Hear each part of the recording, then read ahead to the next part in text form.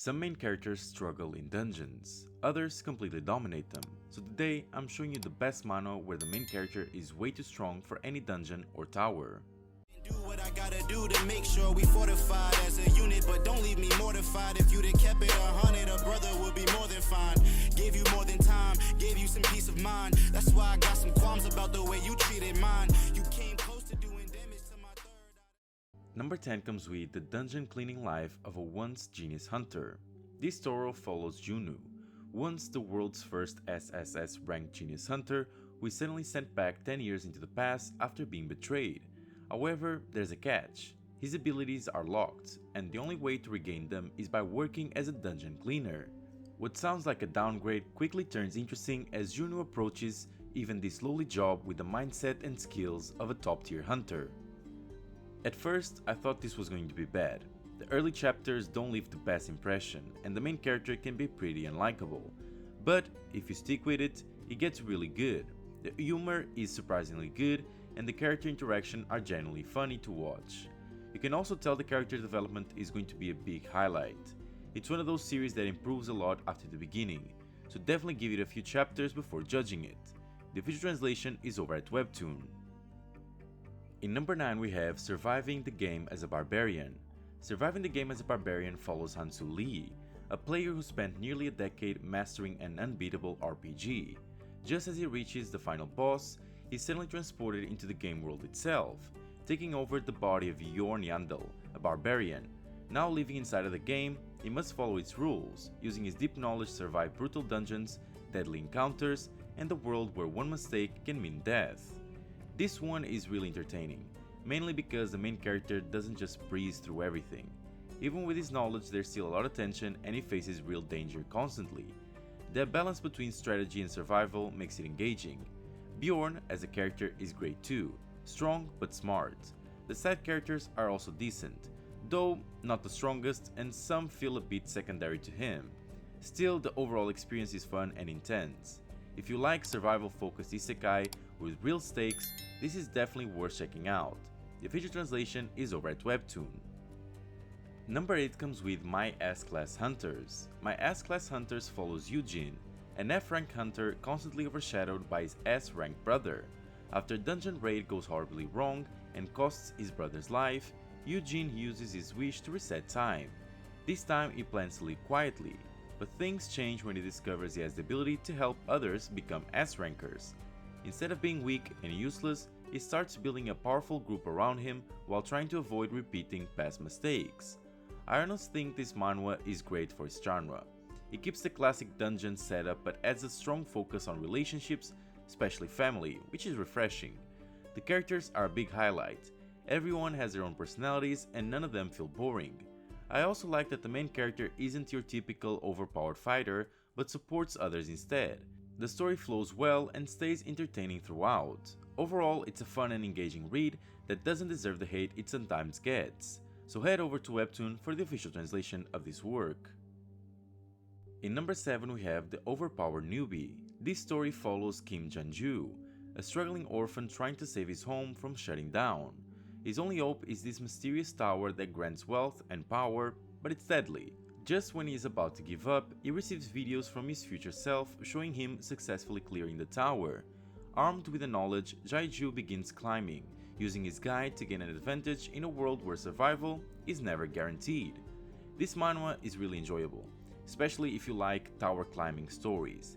It gets more interesting with each floor and the progression feels satisfying. The world building is solid and the characters are surprisingly well written. They feel more natural than in a lot of the similar series. The art is decent and while the fights aren't top tier, they still do the job. What stands out most is how engaging the journey feels. Overall, it's a fun and easy to watch series with a lot of appeal for the genre. If you feel like this is for you, hop on Tapas for the official translation. Number 6 comes with Farmer of Spirits. Farmer of Spirits follows a man who gives up on becoming a superhuman after years of training and returns to a quiet life on his family farm.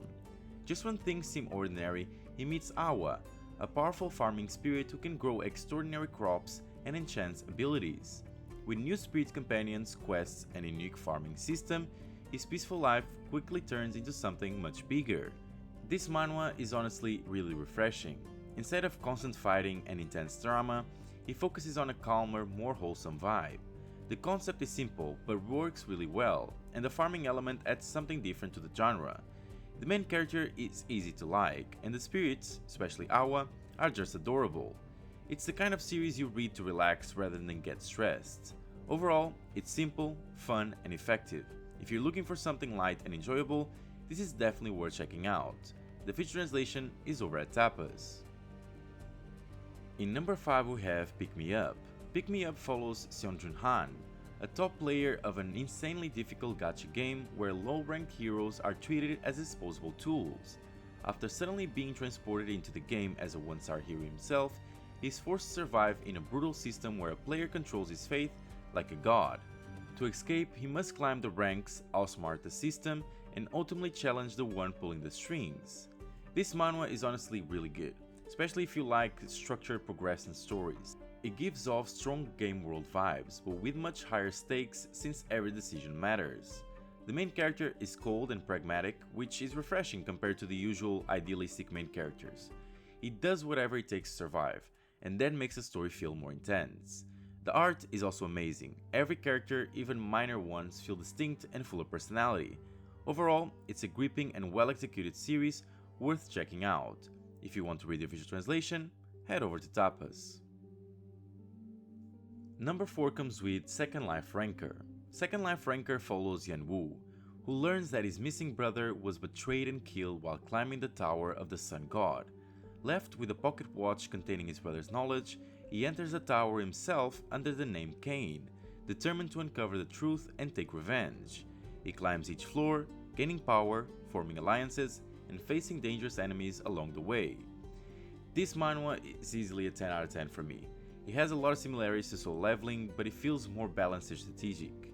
The pacing is great and the story pulls you in quickly. You rarely feel bored. The main character is calculated and every action feels meaningful, which makes the progression very satisfying. The art is also top tier, especially the character designs. It's not completely unique, but it executes everything extremely well. If you enjoyed Solo Leveling, you'll probably love this as much, if not more. If you want to read the official translation, head over to Tapas. In number 3 we have The Player Who Can't Level Up. The Player Who Can't Level Up follows Kim, a player who gains access to a mysterious tower but is stuck at level 1 no matter what he does. For years he works as a guide, unable to progress until he discovers his unique ability to bond with egos, powerful entities that help him grow stronger in unconventional ways. With his new power, Kim finally begins exploring deeper floors and uncovering hidden secrets. This one really stands out in the system tower genre. The progression feels earned, and the story avoids the usual trap of handing the main character random power-ups with no meaning. The ego system is especially interesting, since each one has its own personality, making interactions fun and dynamic. The pacing is solid and it doesn't constantly throw in unnecessary new elements, which keeps the story focused. Overall, it's a well-written and engaging manhwa that's definitely worth checking out if you enjoy this genre. The official translation is over at Tapas. Number 2 comes with Player. Player follows a guy who suddenly becomes the main character of a webtoon after posting a best comment. Thrown into this new world, he's not the only one transported. There are multiple players and even the god of the world plays an active role. As he navigates this unfamiliar setting, he trains, fights powerful enemies, and tries to survive while uncovering how this world really works. What makes it stand out is the side characters. They are genuinely enjoyable, and their development sometimes feels even stronger than the main characters.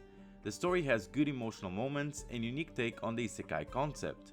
The pacing is slow, but it doesn't feel boring. My main issue is the main character himself. His decisions and attitude can be frustrating at times, especially after he gets stronger. Still, when the story focuses on its world and characters, it's really engaging. Overall, it's a solid read with a few personal drawbacks. There's no official translation at the moment. And in number 1 we have The Tutorial is Too Tough. The Tutorial is Too Tough follows Lee Hoo-jae, a former pro gamer who gets invited into a mysterious tutorial world. Confident in his skills, he chooses the hardest difficulty, Hell Mode, only to realize he's trapped in a brutal survival game with almost no chance of making it out. Forced to clear increasingly deadly stages, OJ must rely on his intelligence and mental strength while uncovering the deeper secrets behind the system and the world itself. This manhwa stands out for its psychological angle.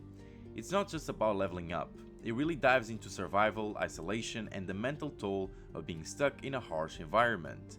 The progression feels meaningful and the mystery keeps you hooked. There's a bit of comedy, but it doesn't take away from the tone. There's a few problems with a few time skips down the line, but personally for me it wasn't a problem. Overall, it's a very engaging and intense read. Head over to Tapas for the official translation. And that was the top 10 Dungeon Tower manhwa. Did you find any new series to add to your reading list? Let me know down in the comments. If you enjoy stories like this and want more recommendations, make sure to leave a like and subscribe to the channel. Don't forget to turn on your notifications so you don't miss any of the next uploads. Thank you so much for watching, and I'll see you in the next one.